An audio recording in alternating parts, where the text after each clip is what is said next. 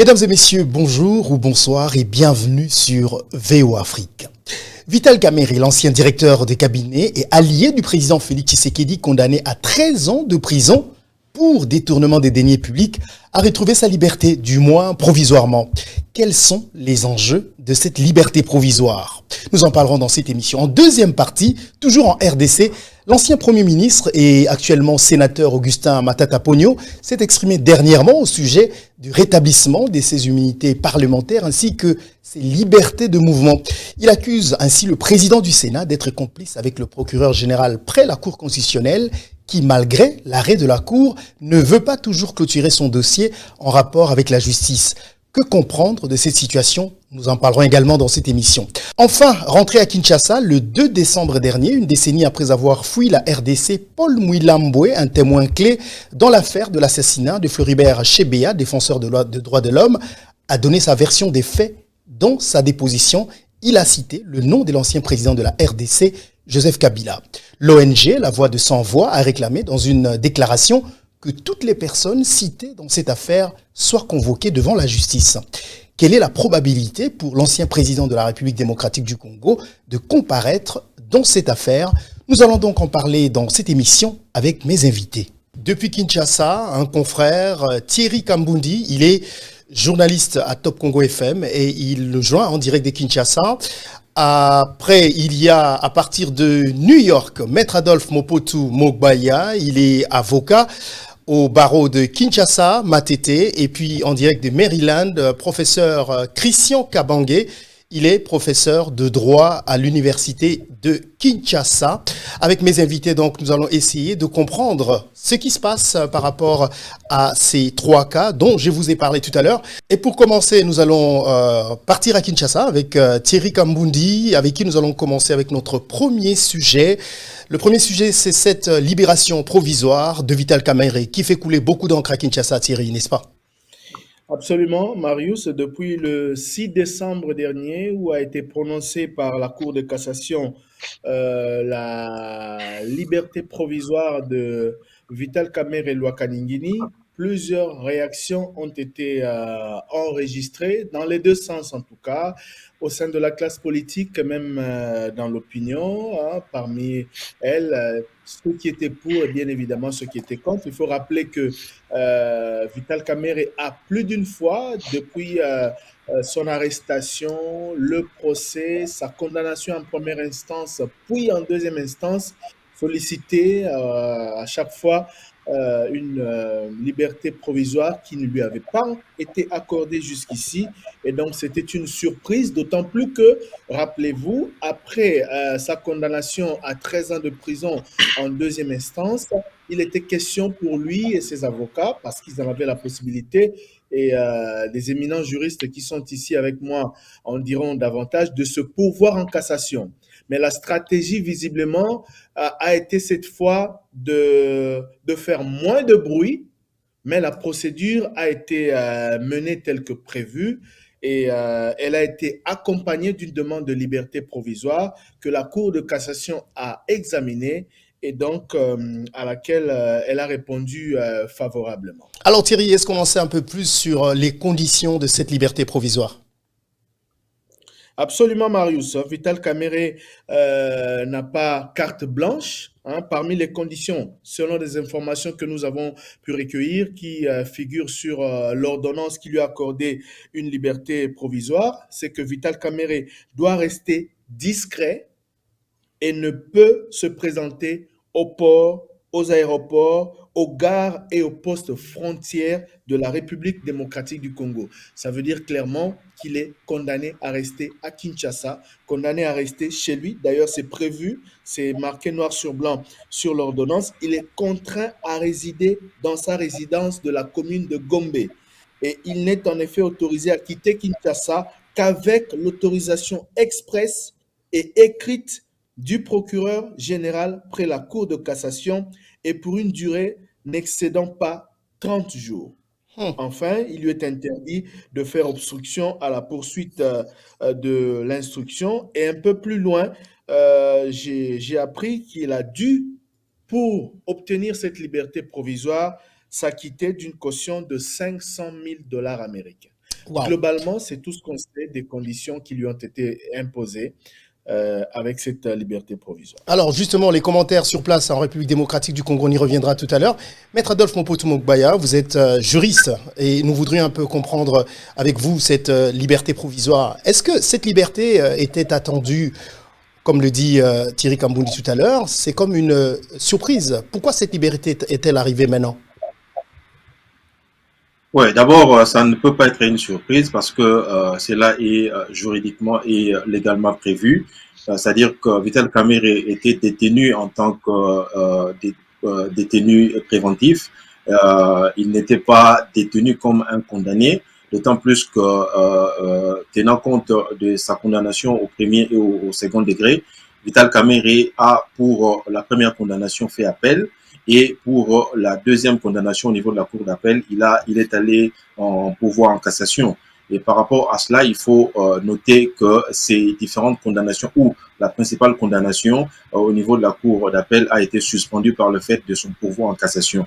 Et Vital Kamerhe, s'il a été maintenu en prison, c'était simplement par le fait qu'il était en détention provisoire ou en détention préventive. Cela veut dire que lorsqu'une personne est en détention préventive, il a le droit, tel que la loi le prévoit, de solliciter sa mise en liberté provisoire. C'est le cas, donc ce n'est pas une surprise comme telle, c'est une des procédures qui est prévue par la loi et il a usé de ce droit-là. Heureusement pour lui, la Cour de cassation a répondu favorablement. Est-ce qu'il y a une raison pour laquelle, avant, comme l'a dit Thierry tout à l'heure, il demandait cette liberté qu'on ne lui a pas accordée et que maintenant on la lui accorde? C'est vrai que c'est un droit pour la personne qui est détenue provisoirement de solliciter une demande de liberté provisoire, mais cela aussi dépend de l'intime conviction ou de l'appréciation des juges qui ont le plein pouvoir d'accorder ou pas, suivant les raisons qui sont invoquées par la personne qui sollicite ces libertés provisoires. Certainement qu'avant, il n'y avait pas de raisons qui pouvaient le permettre, mais au niveau de la Cour de cassation, les juges ont certainement trouvé que les raisons invoquées par Vital Kamerhe étaient fondées à lui accorder cette liberté provisoire. Alors, Maître Adolphe, une autre question, c'est que en quoi cette liberté provisoire avantage Vital Kamerhe par rapport à ceux pour lesquels il a été condamné? Le seul avantage dont Vital Kamerhe peut jouir, c'est le fait qu'il n'est pas détenu dans une maison d'arrêt ou dans une prison. C'est qu'actuellement, il est dans sa maison. Il a une marge de manœuvre relativement favorable par rapport au fait qu'il était détenu en prison. Même si tout le monde sait qu'il a été placé dans un centre hospitalier. Et donc, c'est le seul avantage. Mais au-delà de cet avantage-là, il n'y a pas un autre avantage quelconque parce que la situation judiciaire de Vital Kamerhe reste la même. Le procès va continuer, l'affaire va être fixée au niveau de la Cour de cassation pour que Vital Kamerhe vienne dire au juge de la Cour pourquoi est-ce qu'il est allé en pourvoi contre la décision de la Cour d'appel. Il devra à cet effet démontrer qu'il y a eu violation de la loi lors des procès qui ont amené à sa condamnation. Alors, Thierry Kambundi, quels sont les autres commentaires à Kinshasa par rapport à cette libération? Certains voient une main politique derrière, n'est-ce pas? Bon, je voudrais d'abord préciser, pour revenir à l'une des questions que vous avez posées à Maître Adolphe Moputu Mogbaya au sujet des raisons qui ont poussé la Cour de cassation à lui accorder la liberté provisoire, c'est que si je dois tenir compte des éléments réunis qui sont contenus dans l'ordonnance, la Cour a justifié sa décision en se basant sur les rapports médicaux de M. Vital Kamerhe. Donc, je vais citer plusieurs comptes rendus réalisés lors de sa détention font état, je cite, d'une hypertrophie du rectum intraventriculaire et d'une insuffisance diastolique. Donc, ça fait passer, c'est la phrase qui est reprise sur la décision pour justifier donc cette remise en liberté provisoire. Donc, c'est visiblement pour cette principale raison de santé que Vital Kamerhe a été remise en liberté. Alors, parlant des décisions, Des commentaires. commencerai par des commentaires, Ouais, pardon. ouais. Je commencerai par celles qui sont favorables, d'ailleurs, qui ont été accompagnées des manifestations. On a vu des cadres, on a vu des militants de l'UNC, son parti politique, manifestaient spontanément un peu partout à travers le pays, chez lui au sud Kivu, où il a été massivement élu d'ailleurs en 2018, député national. Ils ont manifesté à Goma, ici à Kinshasa, au siège de son parti. Nous avons même réalisé des reportages à ce sujet. Donc voilà, un peu partout, manifestations, déclarations, mots de remerciement, etc., ont donc marqué la sortie, hein, la libération provisoire de M. Vital Kamerhe. Par contre, certains activistes des droits de l'homme n'étaient pas du tout d'accord avec la libération de M. Vital Kamerhe. Je suis content de me retrouver avec d'éminents des hommes des droits donc qui partagent avec moi ce plateau. Je vais vous lire notamment un tweet de Maître Georges Kapiamba. Il est le coordonnateur de l'ONG ACAJ. Il a dit: en accordant la liberté provisoire à Vital Kamerhe, pourtant saisi comme juridiction de contrôle de conformité de la décision d'appel à la loi, la Cour de cassation a créé un scandale judiciaire. Voilà. Pour revenir aux réactions, on a remarqué à Kinshasa, quelques heures après l'annonce de la libération de Vital Kamerhe, que des militants présentés comme ceux de l'UDPS ont brûlé des pneus dans quelques coins de la capitale.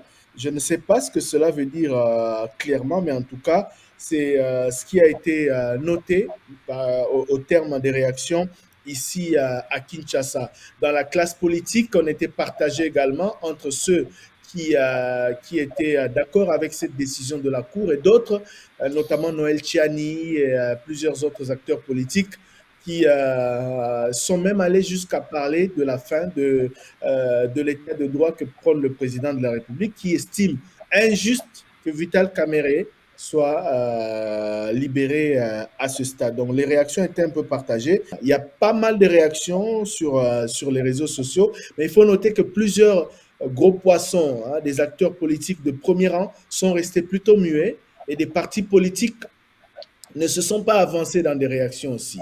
Certains acteurs politiques à titre personnel se sont mouillés, c'est vrai, mais on n'a pas entendu l'UDPS, on n'a pas entendu le PPRD, on n'a pas entendu le MLC ou Ensemble pour la République publier un communiqué officiel ou faire une déclaration officielle pour saluer ou non la liberté provisoire accordée à Vital Kamerhe. Merci beaucoup, hein, Thierry Kambundi. Maître Adolphe, rapidement, est-ce qu'en tant que juriste, professeur Kabangé, je reviens à vous tout à l'heure, je sais que vous avez beaucoup à nous dire par rapport à quelle est votre lecture politique par rapport à cette libération de Vital Kamerhe. Maître Adolphe, comment réagiriez-vous à ce tweet de M. Kampiamba? Je pense que monsieur Kapiamba a fait une déclaration dans la précipitation. Il aurait dû d'abord fouiller dans la loi parce que je pense que si ma mémoire est bonne, l'article 47 de la loi portant procédure devant la Cour de cassation est clair sur cette question. Une personne qui fait l'objet d'une décision de détention préventive a le droit de solliciter une liberté provisoire et les juges peuvent effectivement l'accorder suivant la loi. Donc, M. Kapiamba a peut-être omis de jeter un coup d'œil par rapport à ce que prévoit la loi. Effectivement, il faudrait que les gens puissent retenir que Vital Kamerhe n'était pas en train de purger sa peine de 13 ans. Vital Kamerhe était détenu parce qu'il faisait l'objet d'une détention préventive ou détention provisoire. Et par rapport à cela, lorsqu'on est détenu provisoirement, on a le droit de solliciter sa liberté provisoire. Il ne s'agit pas d'une condamnation et c'est cette confusion qui règne dans la tête des gens qui fait que les gens pensent que Vital Kamerhe n'a pas purgé sa peine. Il n'a même pas encore commencé à purger sa peine tant que la Cour de cassation ne se prononcera pas. Merci beaucoup, Maître Adolphe. Alors, professeur Kabangé, désolé de vous avoir fait attendre aussi longtemps. C'est parce que on voudrait avoir votre lecture plutôt politique, même si vous êtes professeur de droit, par rapport à ce qui se passe. Est-ce qu'on peut voir derrière cette libération de Vital Kamerhe une main politique? Bon, disons que ça serait difficile de le dire comme ça parce que principalement la justice n'est pas supposée subir des influences politiques, mais c'est une éventualité dans l'informel. Mais ce que j'aimerais dire d'entrée de jeu d'abord, c'est que il faut retenir que la liberté dont jouit Vital Kamerhe est une liberté provisoire. C'est très important de le souligner. Provisoire, ça veut dire que cette décision du juge de la Cour de cassation n'a pas préjugé sur le fond. Donc, on ne sait, en quelque sorte, si je dois le dire comme ça, il y a comme une épée Damoclès qui pèse encore sur la tête de Vital Kamerhe. Et donc, tout reste encore à jouer. Il peut être condamné, il peut être acquitté. Alors, est-ce que cet aspect des choses peut avoir une influence sur son comportement vis-à-vis du chef de l'État ou de l'Union sacrée? Je ne sais pas le dire, mais s'il faut faire une lecture diachronique, et rentrer un peu pour voir le temps qu'il a passé en prison, vous allez vous rendre compte qu'en réalité, pendant tout le temps qu'il a passé en prison, il n'a pas cessé de prêter allégeance au président de la République, en dépit du fait que certains spéculaient sur un complot, sur les relations qui devenaient assez tendues entre l'UNC et l'UDPS. Alors maintenant qu'il sort de prison, comment ça va se passer? C'est difficile de le dire parce qu'il y a déjà un problème qui se pose, c'est celui de sa santé. Thierry l'a dit tout à l'heure que dans la motivation du juge, l'une des raisons qui a conduit à sa libération provisoire, c'est les rapports médicaux sur son état de santé. Alors, on laisse entendre qu'il voudrait quitter le pays pour aller se faire soigner à l'étranger. Il peut pas le faire sans l'autorisation, évidemment, de la Cour de cassation. Comment ça va se passer s'il devrait aller à l'étranger? Est-ce que il voudra changer de posture ou il va rester toujours en communion avec le président de la République et l'Union sacrée? C'est difficile de le dire. Mais si peut-être on peut faire une lecture par rapport aux enjeux électoraux qui se rapprochent de plus en plus, parce qu'on est à la porte de 2022 et l'année électorale c'est 2023, il faut peut-être dire que plus on avance vers 2023, les lignes vont bouger du côté de l'Union sacrée. Il y aura une certaine redistribution des rôles. Et je pense que l'objectif du président de la République, c'est de ratisser large, d'avoir une plus grande plateforme avec des personnes qui pourront l'aider à remporter les élections facilement. Alors, lorsqu'on regarde ce que représente Vital Kamerhe dans son fief et déjà par son leadership, c'est un homme qui sait haranguer les foules. Donc, c'est quelqu'un qui peut apporter un plus au président de la République. Donc, je pense que d'une manière ou d'une autre, le président de la République aura encore besoin de lui. Et d'ailleurs, il l'a dit lui-même, le président de la République, lors d'une interview, qu'il croit que Vital Kamerhe aura encore un rôle à jouer. Alors, j'aimerais peut-être, à ce niveau-là aussi, changer peut-être un peu la perspective pour dire que lorsqu'on fait cette lecture politique, il faut aussi regarder de l'autre côté, du côté de l'opposition. Du côté de l'opposition, aujourd'hui, si vous regardez, l'opposition est désorganisée. Et, Martin Fayoulou est dans son coin avec Adolphe Mouzitou. Et de l'autre côté, il y a nos amis du FCC qui sont encore dans l'apprentissage de l'opposition. Et en quelque sorte, vous comprenez que l'objectif de l'Union sacrée, justement, c'est d'avoir une plus large plateforme qui permettra au président de se faire élire très facilement. Et donc, je pense que Vital Kamerhe va certainement s'inscrire dans cette logique-là de coopérer avec le président de la République. Et je peux le dire sans forcément être prophète, que lorsque je regarde comment l'opposition se présente aujourd'hui, elle est très faible. Et il y a des fortes chances qu'en 2023, le président Tshisekedi n'ait pas du répondant en face, n'est-ce pas? Donc, je pense que à ce niveau-là, c'est peut-être les premiers commentaires que je veux faire. Merci, on va finir par là. Maître Adolphe, alors cette liberté provisoire, est-ce qu'il y a une durée maximale ou elle peut durer 10 ans? Il n'y a pas une durée qui est précisée, mais le fait est que tout dépendra aussi de la décision qui va être prise dans le fond du dossier, parce que, comme je l'ai dit tout à l'heure, le procès va se poursuivre, la Cour va rejuger Vital Kamerhe, non pas dans le fond du dossier en termes de détournement, mais par rapport au fait de savoir si il y a une violation de la loi dans la procédure qui a amené à la condamnation de Vital Kamerhe.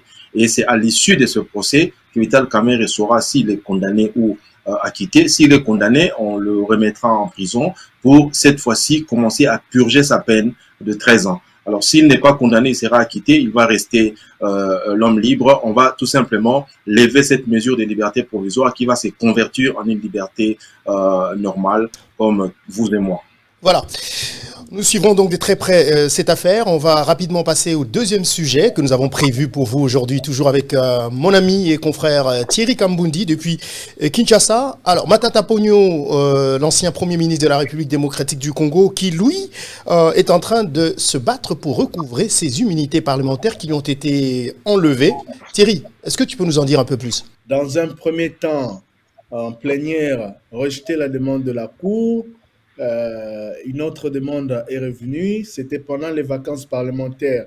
Et comme le règlement intérieur de la Chambre haute prévoit que, en cas de pareille demande, pendant les vacances parlementaires, le bureau peut se réunir et décider au nom de l'institution Sénat. Cela a été fait ainsi. Le Sénat, à travers son bureau, a donc autorisé les poursuites contre Augustin Matata Ponyo. Mais il s'est fait que le procès a démarré, mais quelques semaines plus tard, la Cour constitutionnelle s'est déclarée incompétente à juger Matata Ponyo. C'était le 15 novembre dernier, un peu plus d'un mois après le démarrage du procès. À partir de là, Matata Ponyo, qui est revenu siéger au Sénat, a demandé de recouvrer ses immunités. Cela lui a été refusé. Vous avez suivi l'accrochage avec le président Modeste Bahati Lukwebo. Matata Ponyo a déclaré que, à travers cette décision de la Cour constitutionnelle, son dossier en justice était clos. Il devait donc recouvrer ses immunités et vaquer librement à ses occupations comme sénateur et comme individu, lui qui voulait s'émouvoir comme d'habitude. Malheureusement pour lui, le président Modeste Bahati Lukwebo a déclaré que pour que la Chambre haute autorise ou lui fasse recouvrer ses immunités, il faut un document de justice. Il a dit, nous n'avons pas de problème, vous avez un problème avec la justice, puisque vous estimez que votre dossier en justice est clos, ramenez-nous le document qui atteste que les poursuites ou le dossier, votre dossier au niveau de la justice est clos. Au cas contraire, nous ne pouvons pas prendre une autre décision. Donc voilà un peu, et cela a provoqué une vive réaction de Matata Ponyo, qui a sévèrement critiqué dans la presse le président du Sénat, qu'il a accusé d'être de connivence avec le procureur près la Cour de cassation, que lui, Matata, accuse de ne pas vouloir justement lui remettre ce document-là qui lui permettrait de recouvrer ses immunités. Voilà un peu dans quoi on est dans cette affaire Matata Ponyo. On va dire clairement Matata Ponyo, Modeste Bahati Lukwebo aujourd'hui, parce qu'il s'attaque Modeste Bahati Lukwebo lui a répondu sur un ton sévère lors de la plénière, et Matata Ponyo l'a repris derrière au terme de cette plénière devant les journalistes. Donc c'était assez tendu ces derniers jours entre les deux personnalités. Merci Thierry. Alors, pour en parler, je veux venir à vous, professeur Kabangé. Pourquoi ça pose autant de problèmes de restituer les immunités à Matata Ponyo? Je ne sais pas si ça se dit. Bon, disons, on va dire que pour bien comprendre les choses, je pense que Thierry a suffisamment résumé. Il faut, pour comprendre cette guéguerre, il faut partir du fait qu'il y a deux dossiers. Rapidement, il y a le dossier, le premier dossier, c'est celui de Bukanga Lonzo qui a conduit Matata à être déféré devant la cour. Mais de l'autre côté, il y a un dossier sur la zaïrianisation, sur l'indemnisation pour près de 110 millions de dollars qui auraient disparu. Alors, ce qui va se passer après que la cour se soit prononcée sur sa compétence dans le dossier Bukanga Lonzo, elle s'est déclarée incompétente. Et le sénateur estime que cet arrêt de la Cour constitutionnelle lui donne le droit de récupérer ses immunités, de rentrer siéger normalement au Sénat. Et donc, la question qui se pose, c'est quel est l'effet juridique qu'il faudrait attacher à ce jugement de la Cour qui se déclare incompétent. Alors, un juriste clairvoyant devrait se poser cette question. Parce qu'il faut dire que là-dessus, vous les juristes, vous êtes un tout petit peu partagés aussi. Oui, les avis vont dans tous les sens, mais je pense qu'un juriste clairvoyant, j'insiste bien sur ce mot, devrait d'abord se poser la question de savoir est-ce que l'arrêt de la Cour de cassation a vidé le litige? Parce que lorsque vous allez devant une juridiction, il y a des questions qui touchent à la forme, d'abord, et puis il y a des questions qui touchent au fond. L'arrêt de la Cour constitutionnelle est d'abord un arrêt qui n'a statué que sur la forme. La Cour s'est déclarée incompétente. Donc la Cour ne nous a pas dit si M. Matata Ponyo est coupable ou s'il est innocent. Or, il faut avoir à l'esprit que lorsqu'on lève les immunités, l'objectif qui est poursuivi, c'est de faciliter le travail de la justice. Et le travail de la justice n'est pas un travail qui se limite à la forme, c'est un travail qui va jusqu'au fond. Et donc, au jour d'aujourd'hui, on va dire que sur le dossier Boukangalonzo, tout reste encore à faire. On ne peut pas considérer que cet arrêt a acquitté M. Matata Ponyo pour le remettre dans ses droits. Alors, ce qui devrait se faire, normalement, pour qu'on ne tombe pas dans ce qu'on appelle le déni de justice, il aurait fallu que le procureur général près la Cour constitutionnelle puisse transférer le dossier au niveau de la Cour de cassation, qui elle aujourd'hui est compétente, et en vertu évidemment du principe de l'unicité du ministère public. Et c'est cette juridiction qui devrait répondre à toutes les questions qui n'ont pas trouvé des réponses au niveau de la Cour constitutionnelle. C'est notamment il y a une exception ou un préalable qui avait été soulevé par les avocats de M. Matata Ponyo, c'est notamment sur la procédure, la régularité de la procédure qui avait conduit à la levée de ces immunités. La première demande qui avait été faite sur le dossier Boukangalonzo avait été rejetée par les sénateurs. Le procureur général près la Cour de cassation a alors introduit une deuxième demande au niveau du bureau parce que les sénateurs étaient en vacances, mais cette fois-là, la demande portait sur un autre dossier. Alors, le débat ici, bien sûr, en droit, c'est celui de savoir est-ce qu'on peut demander la levée des immunités sur d'autres faits et poursuivre l'individu sur une autre incrimination. Ouais. Les avis sont partagés. Mais évidemment, comme je l'ai dit, la réponse qui devrait nous venir par voie d'autorité, c'est la juridiction compétente qui devra nous la donner. Mais si vous demandez mon avis personnel, je suis de ceux qui pensent que lorsqu'on a levé les immunités pour des faits précis, pour une infraction précise, on ne peut pas, n'est-ce pas, poursuivre l'intéressé pour d'autres faits. Mais évidemment, c'est un débat d'école. Donc, voilà un peu ce que je peux donner comme premier commentaire. Merci beaucoup, Maître Adolphe. Rapidement, votre commentaire là-dessus. Oui, le problème c'est que effectivement c'est un cas d'école. Il y a les avis sont partagés entre ceux qui pensent que le fait que la Cour constitutionnelle se soit déclarée incompétente pourrait suffire pour que Matata ne soit plus jugé.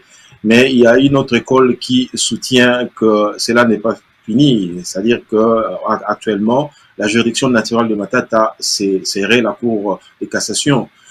Mais il y a aussi d'autres qui pensent que la Cour n'aurait pas dû prendre une décision de la sorte en se déclarant incompétente. Ceux-là pensent certainement que la Cour aurait dû se déclarer compétente. Et pour aller plus loin, il cite l'article 99 de la Constitution sur la déclaration que le président de la République et les membres du gouvernement doivent faire de leur patrimoine en entrant et en quittant les fonctions. Et lorsqu'on lit l'alinéa dernier de cette disposition constitutionnelle, il est clairement stipulé qu'en cas de fraude dans la déclaration, la Cour constitutionnelle et la Cour de cassation est saisie selon le cas. C'est-à-dire la Cour constitutionnelle va être saisie par rapport à la déclaration frauduleuse faite soit par le président de la République, soit par le Premier ministre. Et pour les membres du gouvernement, les ministres et consorts, ils vont être poursuivis par la Cour de cassation. Donc, ceux-là vont plus loin en disant, mais si le Premier ministre ou le président de la République, 30 jours après qu'il ne soit plus en fonction, ne peuvent être poursuivis par la Cour constitutionnelle, cela montre à suffisance que Matata Ponyo aurait pu, bien qu'ancien Premier ministre, être jugé par la Cour constitutionnelle. Une autre école se défend en disant que l'article 164 de la Constitution prévoit que la Cour constitutionnelle et les juges naturels du président de la République et du Premier ministre, mais en fonction. Et donc, les avis sont partagés sur cette question. Alors, entre-temps, Thierry Kambundi, je ne sais pas si tu es toujours avec nous. Il y a évidemment beaucoup de réactions, notamment lui-même, Matata Ponyo, il pense à un procès plutôt politique. Victime de ses ambitions. Victime de ses ambitions, ouais. Oui, il promet de saisir les Nations Unies, enfin le secrétaire général des Nations Unies. C'est l'argument qui est le sien depuis plusieurs mois maintenant, depuis le début de cette procédure. Rappelez-vous que Matata Ponyo est rentré à Kinshasa alors qu'il se trouvait en Guinée, selon lui, pour venir répondre à la justice. Par après, il y a eu tout ce problème lié à la procédure, à la cour qui était ou non compétente à les juger, etc. Il y a eu tergiversation, finalement le procès a commencé. Il a toujours parlé de politisation, toujours, depuis le début. Donc, il est resté sur cette ligne de défense. On ne sait pas ce que va donner la suite en tout cas. Parce Hmm. que pour le président du Sénat, tant qu'il n'aura pas amené ce document qui le discute, il ne va pas recouvrer ses immunités. Mhm. Alors, Maître Adolphe, en même temps, voilà, est-ce, est-ce qu'on peut lire une fois de plus politique derrière Matata Ponyo? Est-ce que Matata Ponyo constitue autant un adversaire de taille en politique pour ceux qui sont au pouvoir aujourd'hui? Oui, je pense que c'est une raison fantaisiste pour essayer Excusez-moi, d'échapper. cette question, pardon, Maître Adolphe, j'aime pas trop vous amener sur le terrain politique. Je vais poser cette question au professeur Kabangé, mais on va revenir à vous. Excusez-moi de vous Oui, oui, interrompre. ok. Comme ça, il faut répondre à la question. D'accord. D'accord. Allez-y. Bon, et je suis aussi juriste à l'origine, on va dire. Oui, Mais voilà.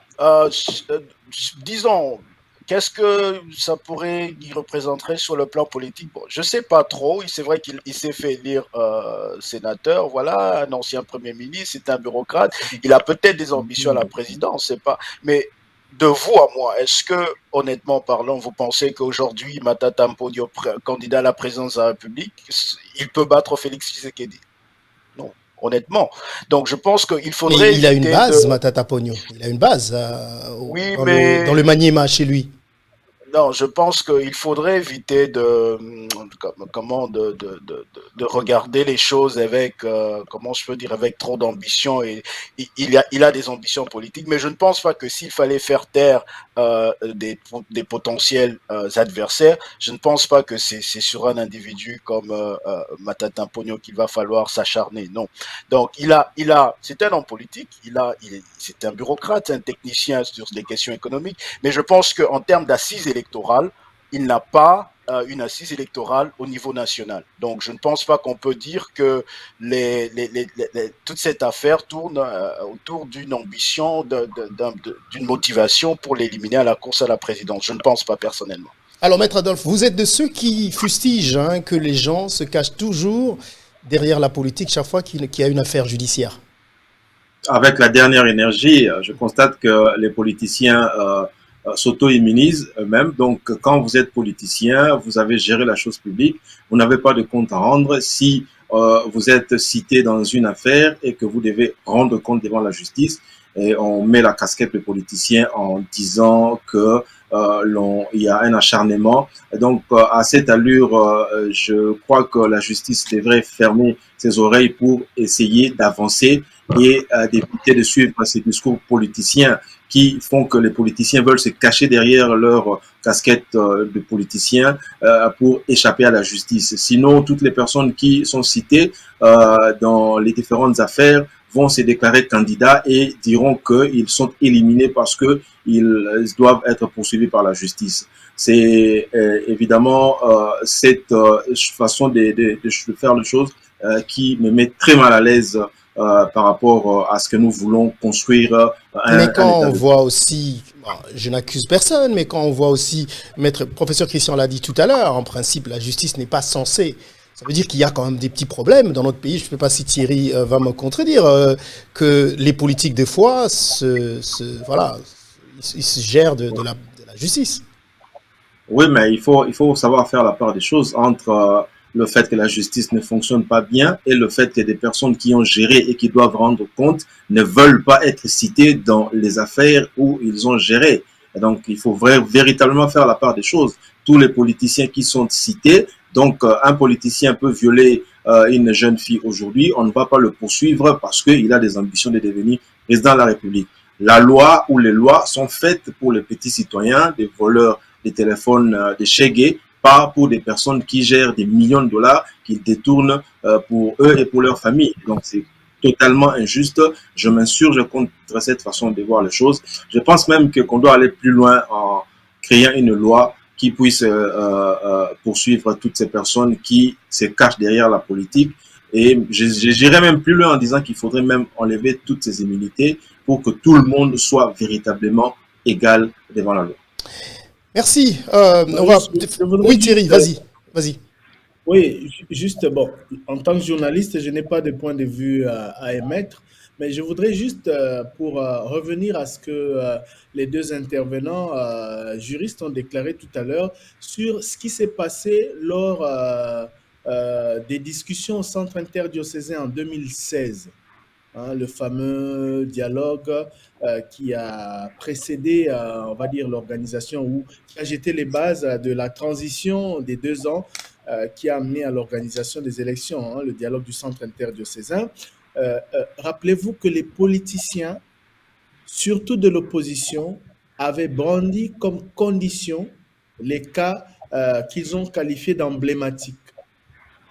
Et ces cas concernaient exclusivement des hommes politiques, ceux qui étaient en exil et ceux qui étaient condamnés ici. Parmi eux, il y en a qui n'étaient pas condamnés pour des raisons de leurs opinions, mais bien pour des faits de droit, mais qui ont bénéficié de ces mesures de grâce à la faveur de l'accord de la Saint-Sylvestre signé le 31 décembre 2016. Donc c'est un peu ça. Hein, pour revenir ou appuyer un tout petit peu ce que disait Maître Adolphe Mobutu, comme quoi les politiciens, parfois, ils se soutiennent ou ils se cachent derrière leur casquette des politiciens pour essayer de critiquer la justice. Vital Kamerhe, il a dit en son temps, on l'a condamné, on l'a jugé puis condamné dans le cadre du procès des 100 jours, dans son aspect des maisons préfabriquées. Mais lorsqu'il s'est exprimé avant le prononcé des juges, il a dit que c'est un procès politique car par lui, on vise le président de la République. Donc c'est toujours ce langage-là qu'on entend souvent des politiques à chaque fois qu'ils ont affaire à la justice. Thierry, merci beaucoup. On va finir avec toi, parce qu'on a commencé avec toi sur cet autre sujet, c'est l'affaire Chebea. Il y a un rebondissement, un témoignage de Paul Mouilambwe qui cite le nom de Joseph Kabila. Thierry Kambundi. Alors, Paul Mouilambwe, c'est le commandant de la sécurité à l'inspection. Il était, hein, il n'est pas aujourd'hui. En tout cas, en 2010, il était le commandant de sécurité à l'inspection générale de la police nationale congolaise. Il était donc, il a, depuis ce procès et tout ce qui s'est passé, en tout cas en première instance, il a pris la route de l'exil, craignant pour sa sécurité, car c'était un homme clé. En tant que chargé de sécurité à l'inspection, il a dit avoir tout vu sur ce qui s'est passé ce jour-là, autour de la mort tragique de Floribert Chebea et de son chauffeur fidèle Bazana. Alors, puisque maintenant un nouveau régime s'est installé et que voilà, le procès a été réouvert, il a accepté de revenir de la Belgique à Kinshasa pour témoigner. Il est ici, effectivement. Il a comparu le mercredi dernier devant la haute cour militaire. Et, je vais vous lire également ce qu'il a déclaré, chargeant le général John Numbi et l'ancien président de la République, Joseph Kabila. Il a dit, je le cite donc, « Nous étions avec le général Pondé ». À l'époque, il était l'éditeur des forces armées, des FRDC. Le général John Numbi a appelé pour causer avec moi. Le général Pondé, en ma présence, a décroché, mais le général Pondé était malin. Il a mis le téléphone sous haut-parleur pour qu'il écoute la conversation entre moi et John Numbi. Le général John Numbi était prudent ou pas, je ne sais pas. Il m'a parlé en swahili en disant « Il ne faut pas dire tout ce que tu as vu à l'inspection générale ». Quand il parle, le général Pondé écoute, et puis le général John Numbi dit « Mouilambwe, on va te protéger, moi et le président Kabila, on va te faire sortir du pays, mais il ne faut pas dire tout ce que tu as vu à l'inspection générale ». Et c'est donc ce qu'il a relaté. Après, il a coupé. Il a encore rappelé, hein, je poursuis le message, il a encore rappelé pour la deuxième fois le général Pondé. Il lui a demandé si le président Kabila l'avait appelé. Il a dit en swahili le Raïs. Il a appelé encore pour la troisième fois le général Pondé. Ce dernier m'a donné le téléphone et le général Pondé a mis le haut-parleur. Il m'a dit, reste toujours dans la même position parce que le général Pondé vient de nous dire que tu as nié. C'est très bien pour toi. Nous allons t'évacuer. Fin de Ça, c'est qui citation. dit Donc, ça? voilà, Ça, c'est qui dit? ça, c'est Paul Minamboé Qui dit, qui le déclare. qui cite, qui dit que nous allons t'évacuer? John Numbi et Joseph Kabila. Il a dit que John Numbi lui a dit par le canal du général Pondé que lui, John Numbi, et l'ancien président Kabila lui faciliterait la sortie du pays et qu'en contrepartie, il ne devrait pas dire ce qu'il a vu à l'inspection. Donc voilà, il a beaucoup parlé, c'est vrai, mais le principal rebondissement dans ce procès, c'est il est le premier à avoir ouvertement cité le président honoraire Joseph Kabila parmi les commanditaires de l'assassinat, du double assassinat de Floribert Chebeya et Fidel Bazana. Et pour ceux, justement, les ONG, notamment La Voix des Sans-Voix, où a travaillé Floribert Chebeya, demandent que les gens qui ont été cités dans cette affaire soient entendus, notamment l'ancien président Joseph Kabila. Alors, une question au juriste, Maître Adolphe. Est-ce qu'à ce niveau, je rappelle d'ailleurs que vous êtes auteur du livre Responsabilité juridique, responsabilité pénale des anciens présidents en RDC entre protection nationale et vulnérabilité internationale. Est-ce qu'à ce niveau, l'ancien président, avec toutes les immunités qu'il a, est-ce qu'il peut répondre aux questions des juges comme témoin? En tant qu'un témoin, il n'est pas couvert par les immunités. Le témoin, c'est quelqu'un qui est supposé avoir connaissance des faits et qui peut être invité par les juges pour éclairer sa lanterne ou leur lanterne. Et donc, en tant qu'ancien président de la République, il ne peut pas faire l'objet de poursuites judiciaires, mais s'il est appelé comme témoin, il ne s'agit pas de poursuites judiciaires.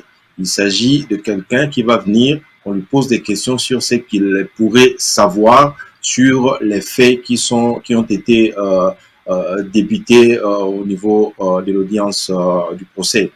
Et donc, par rapport à cela, il n'y a pas d'immunité. L'ancien président de la République peut être invité à témoigner ou à donner des informations dont il pourrait être en possession. Alors, mais dans l'une de nos discussions, Maître Adolphe, un jour, vous m'avez dit, un témoin peut également être inculpé. Et est-ce que là, avec son statut de l'ancien président, si jamais il y a des faits graves qui l'impliquent, est-ce qu'il peut être inculpé? Effectivement, il y a des faits pour lesquels il peut être inculpé, mais malheureusement, le statut de l'ancien président Joseph Kabila, tel que cela est prévu par la loi du 26 juillet 2018, fait en sorte que pour tous les faits que Joseph Kabila aurait commis en tant que président de la République, il est totalement immunisé. Il ne peut donc pas être poursuivi. Et donc, il faut totalement oublier jusqu'à ce que cette loi soit modifiée ou abrogée. Hein? Donc, il peut être entendu comme témoin, mais on ne peut pas convertir cette situation juridique de témoin à prévenu, parce qu'il est impossible actuellement, compte tenu de l'existence de cette loi, l'article 7 de la loi du 26 juillet 2018 empêche que Joseph Kabila soit poursuivi pour des faits qui remontent de la période où il était président de la République. Alors, on n'en sait rien jusque-là. Supposons que ces faits soient aussi graves. Je pose juste des questions de curiosité. Est-ce que ceci peut permettre soit au juge de demander, vous m'avez dit que le juge ne demande pas la levée des unités, ou à l'Assemblée nationale de s'en saisir si les faits sont graves pour lever ces immunités? D'abord, l'Assemblée nationale ne peut pas se saisir pour la question de la levée des immunités. Il faut que cela parte du parquet qui est intéressé par la question. C'est au procureur qui va solliciter la levée ou l'autorisation de poursuivre les anciens présidents. Encore que il faudrait qu'il s'agisse des faits qui se soient passés après ses fonctions en tant que président de la République. Donc aujourd'hui, si Joseph Kabila doit faire l'objet d'une réunion du Congrès, c'est-à-dire du Parlement congolais réuni en Congrès, il faut qu'il s'agisse des faits qui remontent d'après ses fonctions en tant que président de la République. Alors que les faits qui sont cités par le prévenu Milambwe, ce sont des faits qui remontent de l'époque où Joseph Kabila était président de la République et pour lesquels il est totalement immunisé en vertu de l'article 7 de la loi du 26 juillet 2018. Mais concernant des autres faits, aujourd'hui, si Joseph Kabila commet une infraction et qui doit être poursuivi, le procureur général, après la Cour de cassation, parce qu'il est revêtu de la qualité de sénateur à vie, à ce titre, il bénéficie des immunités en tant que parlementaire. S'il commet une infraction aujourd'hui, l'article 8 de cette loi du 26 juillet 2018 prévoit que le Parlement doit se réunir en congrès à la suite de la demande ou de la requête formulée par le procureur, statuer sur cette demande et éventuellement autoriser que Joseph Kabila soit poursuivi. Et si cette autorisation est accordée, qui est une sorte de la levée de l'immunité qui le couvre, les poursuites vont être entamées contre l'ancien président pour des faits d'après ses fonctions de président de la République. Mais alors, si le procureur estime qu'il y a des faits qui peuvent l'inculper et qu'il y a possibilité qu'il soit coupable, il doit rentrer encore au niveau du Congrès pour cette fois-ci solliciter l'autorisation de transférer les dossiers au niveau de la Cour compétente pour les juger.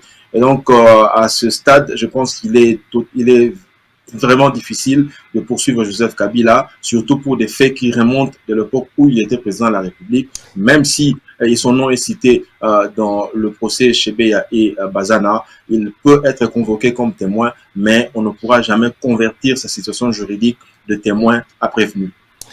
Merci beaucoup. Quelle chance nous avons de vous avoir, vous tous, pour venir commenter cette actualité en République démocratique du Congo avec nous, à moins que professeur Christian ou Thierry Kambundi vous ayez un commentaire là-dessus. Sinon, c'est toujours un plaisir de vous avoir.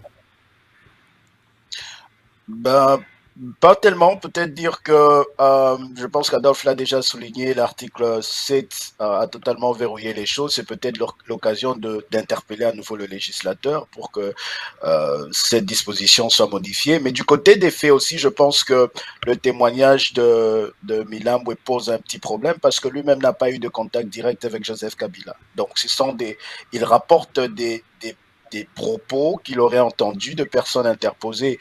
Et donc, ça sera quand même assez difficile, surtout que ces personnes-là, notamment le général Numbi, il est introuvable. Donc, je pense qu'à ce stade, voir Joseph Kabila venir devant la Cour, même comme témoin, ça serait...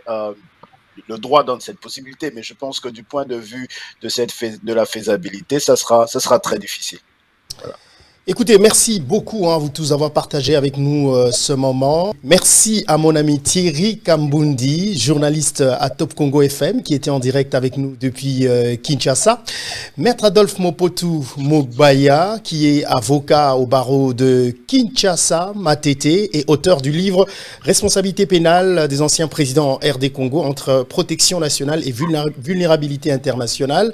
Professeur Christian Kabangé, vous êtes professeur de droit, c'est vous êtes professeur de droit à l'université de Kinshasa. Merci à tous d'être venus nous voir et j'espère bien que vous reviendrez encore sur ce plateau pour nous éclairer sur des sujets de droit. À vous trois, un grand merci. Merci à la prochaine. Merci à vous de nous avoir suivis. Continuez à suivre nos programmes sur VOA Afrique et surtout, merci de vous abonner à notre page Facebook VOA Afrique et surtout vous abonner à notre chaîne YouTube VOA Afrique pour avoir plus d'informations. Merci encore et à très bientôt. Au revoir. Merci à la prochaine.